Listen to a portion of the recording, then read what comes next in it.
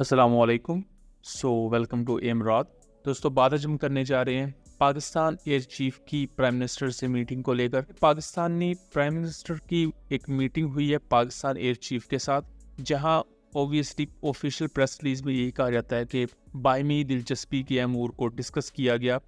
But इस meeting में जो अहम चीज़ है हमारे सोर्सेज के मुताबिक कि पाकिस्तान एयरफोर्स को गो अहेड दिया गया है कि जो आपकी ऑपरेशनल रिक्वायरमेंट्स हैं उनके लिए आपको जो भी रिसोर्सेज चाहिए गवर्नमेंट ऑफ पाकिस्तान वो प्रोवाइड करेगी।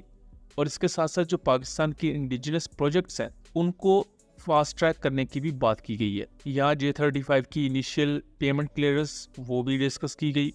उसके साथ साथ जो पाकिस्तान की दूसरी एक्विजिशंस हैं या पाकिस्तान की चाइना और तुर्की के साथ जो जॉइंट वेंचर्स हैं वो तमाम चीज़ें यहाँ पर फास्ट ट्रैक की जाएंगी।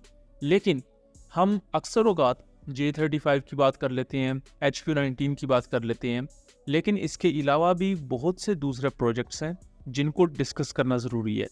इन तमाम प्रोजेक्ट्स में ही पाकिस्तान का इंडिजिनस एयर डिफेंस सिस्टम और पाकिस्तान का इंडिजिनस BVR मिसाइल भी इंतहाई ज़्यादा अहम है।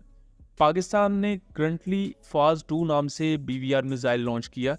बेसिकली यह उसका कॉन्सेप्ट है जो 180 किलोमीटर का एक बियॉन्ड विजुअल रेंज मिसाइल होगा। ऐसा बेस्ड सीकर इसमें लगा होगा, यानी कि इसको जैम करना मुश्किल होगा। इलेक्ट्रॉनिक काउंटर मेजर कैपेबिलिटी इसकी बहुत ज़्यादा अच्छी होगी। लेटर ऑन 2025 के शुरू में, ये 2024 के सेकंड हाफ में ये अनाउंस किया जाता है कि पाकिस्तान और तुर्की ने अपनी BVR डेवलपमेंट प्रोजेक्ट्स को मर्ज कर लिया है। यानी कि पाकिस्तान और तुर्की एक प्रोजेक्ट लेकर चलेंगे, उस पर इन्वेस्ट दोनों कंट्रीज करेंगे। अल्टीमेटली जो एक BVR मिसाइल उसमें से आपको एज आउटपुट मिलेगा उसको तुर्की और पाकिस्तान यूज़ करेंगे। तो ये एक जॉइंट वेंचर होगा। करंटली आप मल्टीपल यूरोपियन कंट्रीज को भी देखें तो वो मुख्तलिफ प्रोजेक्ट्स के लिए एक दूसरे के साथ जॉइंट वेंचर कर रहे हैं, क्योंकि मॉडर्न मिलिट्री इक्विपमेंट एक तो उसकी कॉस्ट भी अच्छी खासी होती है, दूसरा उसमें आपको रिसर्च एंड डेवलपमेंट के लिए ज़्यादा इंटेंसिव कंसंट्रेशन चाहिए। सो यही वजह है कि आजकल मुख्तलिफ कंट्रीज अराउंड द वर्ल्ड वो जॉइंट वेंचर्स की तरफ जा रही हैं। और पाकिस्तान चाइना के साथ भी जॉइंट वेंचर्स करता है और तुर्की के साथ भी। अगर अभी की बात की जाए तो तुर्की के पास जो उनका इंडिजिनस एक BVR मिसाइल है वो कोक्तुगान है, जिसे अभी वो ऑपरेशनली यूज़ नहीं करते, अभी सिर्फ ये टेस्टिंग फेजेस में है। इसने मुख्तलिफ टेस्ट में अपनी रेंज 65 to 100 किलोमीटर तक अपने टारगेट्स को हिट किया है। लेकिन ये वो रेंज नहीं है जो पाकिस्तान चाहता है और ना ही ये वो रेंज है जो टर्किश एयरफोर्स चाहती है।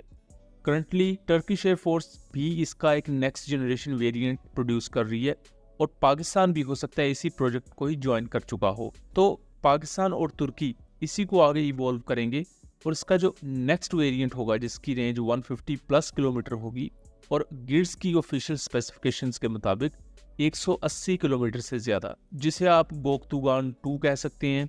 पाकिस्तान में उसे फाज 2 कह दिया जाएगा। ये वो मिसाइल होगा जो पाकिस्तान एयरफोर्स की सर्विस में आएगा। अब हो सकता है कैपेबिलिटी वाइज ये PL-15 जितना तो बेहतर ना हो, लेकिन 19-20 की कैपेबिलिटी अगर डाउनग्रेड भी है तो सबसे अहम चीज़ है कि इसे आप खुद बना रहे हैं। लेटर ऑन आप वक्त के साथ साथ इसमें AISA मॉड्यूल्स अपग्रेडेड यूज़ कर सकते हैं। इसकी ऑनबोर्ड एवियोनिक्स को वक्त के साथ साथ अपग्रेड किया जा सकता है। हमने दूसरे मल्टीपल प्रोजेक्ट्स में ये तमाम चीज़ें देखी हैं। और जो आपकी इंडिजिनस कैपेबिलिटी होती है उसको आप एक्सपोर्ट कर सकते हैं, एज वेल एज उसकी अवेलेबिलिटी कॉन्फ्लिक्ट टाइम में बहुत ज़्यादा अहम रहती है, बजाय कि आप दूसरे मुल्क से चीज़ खरीदें। इसी के साथ साथ पाकिस्तान का एयर डिफेंस सिस्टम को लेकर जो इंडिजिनस प्रोग्राम है उसी कॉन्टेक्स्ट में रिसेंटली मचान एक्टिव इलेक्ट्रॉनिकली स्कैन्ड अरे रेडार को लॉन्च किया गया और उसके दूसरे कंपोनेंट्स पर काम हो रहा है, जिसको अब फास्ट ट्रैक करने का फैसला किया गया है।